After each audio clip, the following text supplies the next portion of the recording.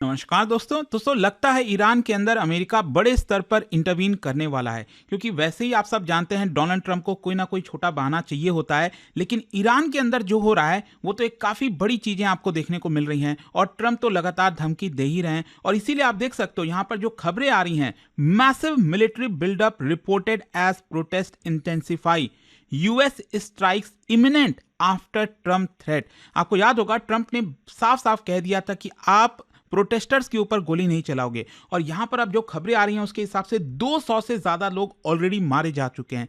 तो होने क्या वाला है यहां पर, मैसिव मिलिट्री बिल्डअप का मतलब क्या है, अगर अमेरिका इंटरवीन करता है तो किस प्रकार से करेगा, क्या करेगा, वो सब कुछ मैं आपको डिटेल से बताऊंगा इस वीडियो में। चलिए आगे बढ़ते हैं, लेकिन उससे पहले आप सबको बता दूं कि स्टडी आईक्यू पर 2027 का अगर आप यूपीएससी की तैयारी करना चाहते हैं, हमारा जो प्रतिज्ञा बैच है उसको अवेल कर सकते हैं, जिसमें प्रीलिम्स, मेंस, इंटरव्यू सब कुछ की तैयारी कराई जाती है। इनफैक्ट अगर आप ये बैच लेते हो तो 18 बुक्स का जो पूरा सेट है वो कोरियर के थ्रू हम आपके घर पर भेज देते हैं। यूज करिए कोड अंकित लाइव मैक्सिमम डिस्काउंट के लिए, लिंक कमेंट सेक्शन में दिया होगा। अगर आपको कोई भी डाउट है, प्रॉब्लम है बैच से रिलेटेड, ये फोन नंबर है, यहां पर आप कॉल कर सकते हैं, मेरी टीम आपको अच्छे से गाइड कर देगी।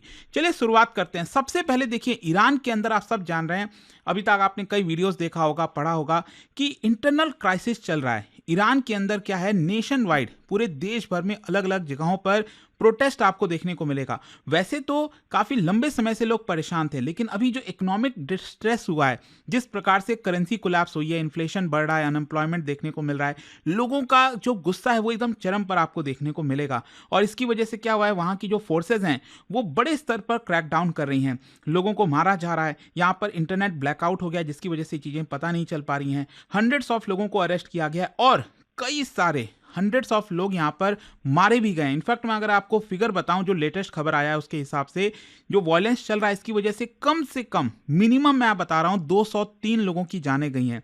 यहां पर जो एक्टिविस्ट है उनका यह कहना है कि क्योंकि यहां पर जो इंटरनेट ब्लैकआउट है, एग्जैक्ट जो चीजें हैं वो पता नहीं चल पा रही हैं, इंडिपेंडेंटली आप इसको एसेस नहीं कर पाओगे। हो सकता है ये नंबर 500 से भी ऊपर हो, लेकिन कम से कम 203 लोगों की जाने गई हैं, जिसमें से 162 प्रोटेस्टर्स हैं और 41 जो सिक्योरिटी फोर्सेस के मेंबर्स हैं वो आपको देखने को मिलेंगे। अब एग्जैक्ट नंबर तो मे भी शायद पता भी ना चले, कब होगा पता नहीं, लेकिन ये जो अनरेस्ट है आप समझिए ये रीसेंट ईरान के इतिहास में देखोगे तो सबसे बड़ा है। नॉर्मली जब भी कोई प्रोटेस्ट हुआ ईरान के अंदर, उसमें एक पर्टिकुलर जो सेक्शन ऑफ सोसाइटी है वो सड़कों पर आ रहा था, लेकिन इस बार ऑलमोस्ट हर एक सेक्शन ऑफ सोसाइटी से आपको देखने को मिलेगा, क्योंकि जो इकोनॉमिक प्रॉब्लम है वो सभी के ऊपर आपको देखने को मिल रही है। जो ईरानियन रिजीम है उन्होंने इसको एग्जिस्टेंशियल थ्रेट बताया है जो प्रोटेस्ट हो रहा है। यहां पर जो फॉरेन कमेंटेटर्स हैं, जो चीजें आ रही हैं उसमें एक्सटर्नल इंटरफेरेंस की बात कही जा रही है। खैर यहां पर अब क्वेश्चन ये आता है कि ट्रंप ने क्या कहा है, ट्रंप का जो पब्लिक मैसेजिंग है वो क्या है। देखो, ट्रंप ने बेसिकली ईरान को साफ साफ वार्निंग दे दी। उनका यह कहना है कि हम बहुत क्लोजली आपको वॉच कर रहे हैं, जो वायलेंस आप क्रिएट कर रहे हो प्रोटेस्टर्स के ऊपर, इसकी वजह से अमेरिका डायरेक्ट एक्शन ले सकता है। अगर ईरान यहां पर रिप्रेशन करता है, उसको बढ़ाता है, प्रोटेस्टर्स को मारता है, तो यूएस मिलिट्री रिस्पॉन्ड करेगा। और ये मायने क्यों रखता है, क्योंकि देखो वैसे तो पास्ट में यूएस के प्रेसिडेंट डायरेक्टली किसी देश के इंटरनल अफेयर्स में शायद उतना नहीं बोलते, लेकिन ट्रंप तो यहां पर लगातार बोलते भी हैं। और इस तरह का जो स्टेटमेंट है वो साफ दिखाता है कि मिलिट्री प्रेशर बिल्डअप करने की कोशिश की जा रही है। और जो रेटोरिक है, it is consistent with Trump की जो स्ट्रैटेजी रही है, maximum pressure plus credible military threat की, वो आपको देखने को मिलेगा। अब क्वेश्चन ये आता है कि अगर यूएस की मिलिट्री इंटरवीन करती है, वो क्या प्लानिंग कर रही है, क्योंकि ये बड़ा सवाल हो रहा है कि ईरान के अंदर यूएस की मिलिट्री क्या कर रही होगी। तो एक तो सबसे बड़ा ये आ रहा है ऑप्शन, वो है एयर स्ट्राइक का। यहां पर क्या है कि बोला यह जा रहा है कि ईरानियन जो एयर डिफेंस सिस्टम है ईरान के अंदर, जो Iranian revolutionary guard core command centres हो गए आईआरजीसी के, मिसाइल लॉन्च फैसिलिटीज हो गई, ड्रोन प्रोडक्शन साइट्स हो गया, वहां पर अमेरिका एयर स्ट्राइक कर सकता है। और ऑब्जेक्टिव यही होगा ताकि ईरान की जो एबिलिटी है मिलिट्रीली रिस्पॉन्ड करने की, उसको खत्म कर दी जाए, यहां पर फुल स्केल वॉर भी ना हो और इस तरह से डायरेक्टली उनके एसेट्स के ऊपर वॉर किया जाए। तो ये डायरेक्ट कहीं ना कहीं यूएस ईरान वॉरफेयर आपको देखने को मिल सकता है। और इसमें आप देखिए, एक तो जो अमेरिका के एयरक्राफ्ट हैं, फाइटर जेट्स हैं, बॉम्बर्स हैं, उनका इस्तेमाल हो सकता है वेस्टर्न साइड से। और नीचे की तरफ सदर्न साइड से यहाँ पर जो आप देख रहे हो अरेबियन सी हो गया, उसके ऊपर से यहाँ पर जो यूएस की नेवी है वो इधर के थ्रू जो है प्रेशर डाल सकती है। तो दोनों तरफ से मे भी शायद यहाँ पर इसकी चर्चा हो रही है। अच्छा, यहाँ पर क्वेश्चन ये भी आएगा कि एयर स्ट्राइक क्यों, ग्राउंड इन्वेजन क्यों नहीं, क्योंकि अमेरिका काफ़ी जाता है ग्राउंड इन्वेजन करने में। तो देखो यहाँ पर यूएस ईरान के केस में एयर पावर का ही इस्तेमाल करेगा, ज़्यादातर चांसेस यही है। मतलब इससे कैजुअलिटीज़ कम होंगी, रैपिड एग्जीक्यूशन होगा और डेटरेंट का सिग्नल देगा एक प्रकार से। और अमेरिका ने पास्ट में ये लेसन्स भी सीखा है, जो इराक 2003 में हुआ, लिबिया 2011, सीरिया 2017-18, काफ़ी नुकसान हुआ था। और ईरान के केस में तो आप सोचो ये कितना बड़ा देश है, ईरान का आप जस्ट इमेजिन करके देखिए, इसकी ज्योग्राफी काफ़ी ज़्यादा बड़ी है। तो ऑब्वियस सी बात है ग्राउंड इन्वेजन इतना आसान नहीं है। इसके अलावा डोमेस्टिक नेशनलिज्म, याद रखिएगा, भले ही ईरान के लोग यहाँ पर प्रोटेस्ट कर रहे होंगे अपने रिजिम के खिलाफ, जो क्लेरिक्स हैं ईरान के अंदर, वहाँ पर जो सुप्रीम लीडर हैं, भले ही उसके खिलाफ ईरान के लोग सड़कों पर आए हैं, लेकिन अभी भी ईरान के लोगों को जो वेस्टर्न पावर है, जो यूएस है, वो एनिमी की तरह ही देखते हैं उनको। ऐसा नहीं है कि उनको भी सपोर्ट कर रहे हैं यूएस को, ईरान के लोग नहीं कर रहे हैं, वो एनिमी की तरह देखते हैं। तो एक प्रकार से अगर यूएस की फोर्सेज जमीन पर उतरेगी भी तो वहाँ पर लोगों के द्वारा उनको सपोर्ट नहीं मिलेगा, ये भी आपको समझने की जरूरत है। अच्छा, 2-3 ऑप्शन ये भी हो सकते हैं, जैसे एक तो साइबर और इलेक्ट्रॉनिक वॉरफेयर, जो एयर डिफेंस है ईरान का, मिलिट्री कम्युनिकेशन है, उसको डिस्टर्ब किया जाए। इसके अलावा कोवर्ट सपोर्ट भी दे सकता है अमेरिका, मतलब यहाँ पर जो इंटेलिजेंस और कम्युनिकेशन सपोर्ट है प्रोटेस्टर्स को, ये थोड़ा सा रिस्की और एस्केलेटरी हो सकता है। लेट्स सी क्या होगा। लेकिन इन सारी चीज़ों के बीच एक और देश है जिसके ऊपर सबकी निगाहें होगी, और वो है इजराइल। और जिस तरह की वार्निंग आ रही है अमेरिका की तरफ से, यहाँ पर इजराइल भी काफ़ी ज़्यादा हाई अलर्ट पर चला गया है। और ऑब्वियस सी बात है, क्योंकि इजराइल अगर आप देखोगे तो ईरान को एग्जिस्टेंशियल एनिमी की तरह देखता है। मतलब ऑब्वियस सी चीज़ है, इजराइल को लगता है कि ईरान के पास अगर न्यूक्लियर बॉम्ब आया तो सबसे पहले न्यूक्लियर बॉम्ब इजराइल पर ही फोड़ेगा ईरान। तो इसलिए ईरान चाहता ही नहीं है, इजराइल चाहता ही नहीं है कि ईरान का वजूद रहे। और यहाँ पर यूएस ईरान कॉन्फ्लिक्ट की वजह से बाकी जगहों पर भी इसका स्पिलओवर देखने को मिलेगा, चाहे लेबनान है, गाजा है, सीरिया है। तो इसकी वजह से भी इजराइल के ऊपर प्रेशर आएगा। और इजराइल ने यहाँ पर इसीलिए अपना जो डिफेंस रेडीनेस है उसको बढ़ा दिया है, जो मिसाइल इंटरसेप्शन सिस्टम है उसको प्रिपेयर कर लिया है, ताकि कल के डेट में यूएस अगर इंटरवीन करता है आपका ईरान के अंदर, तो उस केस में यहाँ पर जो इजराइल है वो प्रिपेयर रहेगा आगे फ्यूचर में किसी भी प्रकार की कैजुअलिटीज, किसी भी प्रकार की अगर एक्शन लिया जाता है ईरान के द्वारा उसके लिए। अच्छा, यहाँ पर एक और चीज़ है कि स्ट्रैटेजिक ऑब्जेक्टिव है क्या, अल्टीमेटली अमेरिका क्या चाहता है।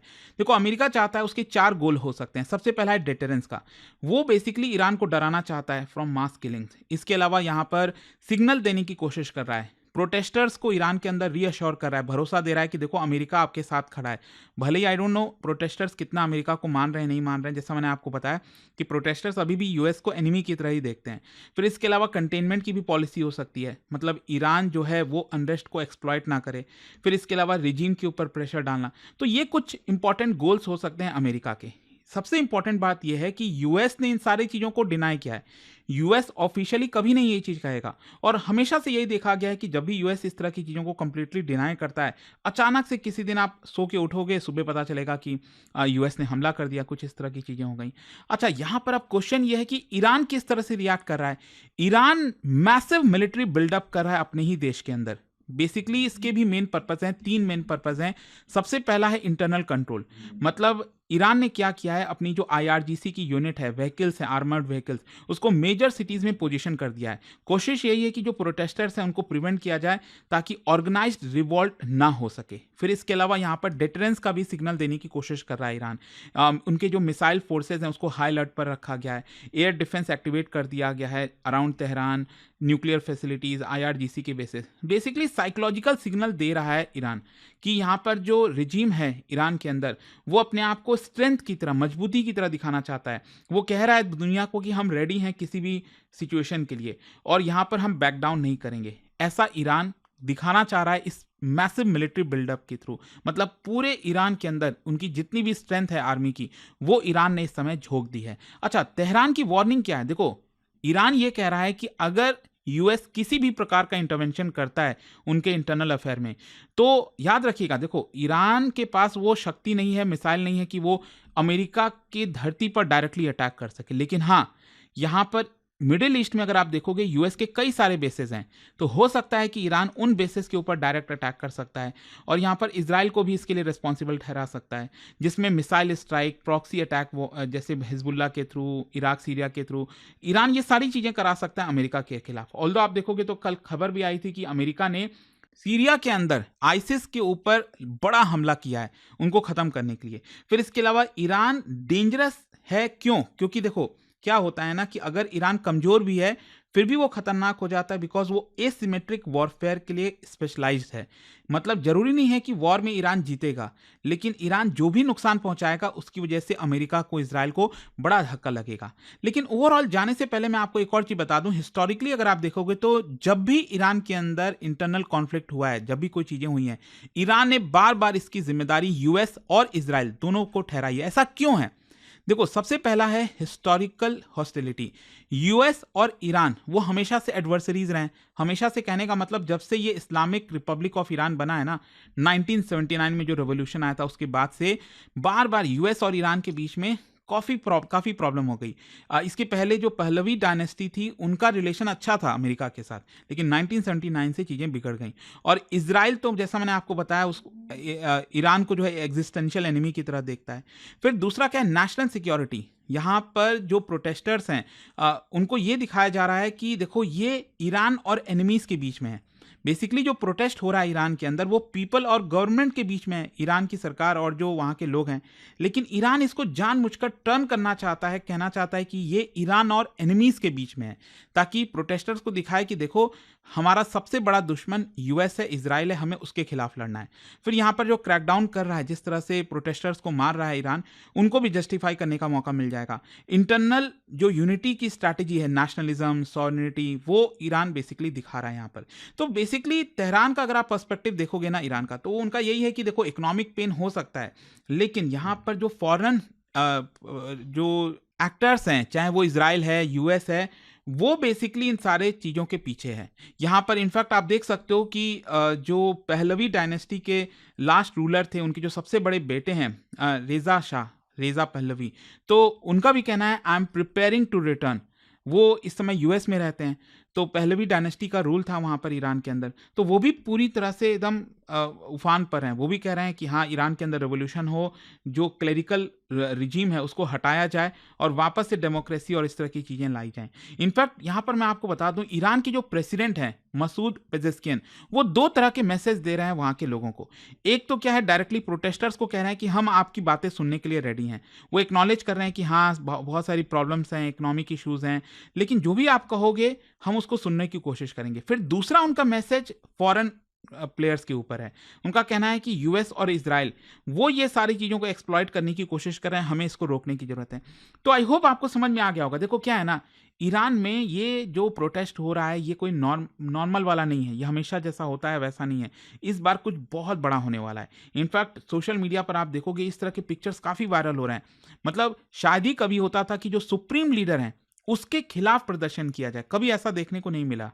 लेकिन इस बार तो जो ईरान की महिलाएं हैं, आप देखिए वो सिगरेट जलाकर जो खमैनी है उनके पोस्टर्स को जला रहे हैं, उनके फोटोज को बर्न किया जा रहा है। ये बहुत रेयर आपको देखने को मिलेगा और इसीलिए मैं कह रहा हूँ कि काफ़ी कुछ होने वाला है इस पूरे ईरान वाले मसले में। जो आप देख रहे हो ना, काफ़ी कुछ बड़ा होगा। लेट्स सी क्या क्या चीज़ें होती हैं, यूएस किस तरह से इंटरवीन करता है। एंड आई होप कि इस वीडियो के थ्रू आपको क्लियर पिक्चर मिल गई होगी। जाने से पहले देखो, ईरान में एक बहुत ही इंपॉर्टेंट जोग्राफिकल फिजियोग्राफी है, वो है आपका जैग्रोस माउंटेन। जैग्रोस माउंटेन के बारे में यहाँ पर दो स्टेटमेंट दिया, आपको बताना है कौन सा करेक्ट है। इसकी लोकेशन वगैरह अगर आपको पता हो तो आप इसको आसानी से कर पाओगे। और इसका जो राइट आंसर है आप सब जानते हैं, मेरे इंस्टाग्राम पर तो मिलेगा ही, वहाँ पर अगर आप नहीं हो कोई बात नहीं, टेलीग्राम से ले सकते हैं इसका सही उत्तर। और दोस्तों, जैसा मैंने आपको बताया, अगर आप यूपीएससी की तैयारी कर रहे हैं, 2027 वाला जो हमारा बैच है दोस्तों, इसके अंदर 17 जनवरी लास्ट डेट है एडमिशन लेने की। अगर आप चाहो तो प्रीलिम्स, मेंस, इंटरव्यू सब कुछ की तैयारी कर सकते हैं। 18 बुक्स का पूरा सेट हम आपके घर पर भी भेज देंगे। Use this code Ankit live, maximum discount के लिए लिंक कमेंट सेक्शन में दिया हुआ है। एंड ये फोन नंबर है, कोई भी डाउट है, प्रॉब्लम है, आपको इस पर कॉल करिए, मेरी टीम आपको अच्छे से गाइड कर देगी। स्टडी IQ IAS, आपका सिलेक्शन हमारा मिशन।